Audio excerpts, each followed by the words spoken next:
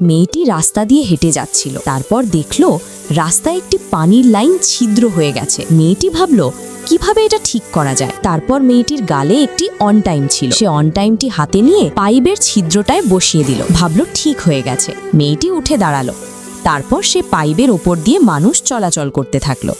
তারপর দেখলো আবার সে পাইপ দিয়ে পানি বের হইতেছে। মেয়েটি এটা বন্ধ করার জন্য অনেক চেষ্টা করতেছে, কিন্তু পারতেছে না। তারপর সেখান দিয়ে একটি ছেলে আসতেছিল এবং ছেলেটি হাতে ব্যথা পেয়েছিল এবং তার হাত কার্ড দিয়ে বাঁধা ছিল। তারপর ছেলেটি সেখানে গিয়ে বসলো। তারপর মেয়েটি বলল, দেখুন এই সমস্যা, এখন কি করা যায়? ছেলেটি বলল, দেখি আমি কিছু করতে পারি কিনা। ছেলেটির হাতে বাঁধা ছিল একটি কাপড়। সে কাপড়টি দিল বাঁধার জন্য এবং সাথে একটি কার্ড দিল বাঁধার জন্য। তারপর মেয়েটি সেগুলো দিয়ে বেঁধে দিল।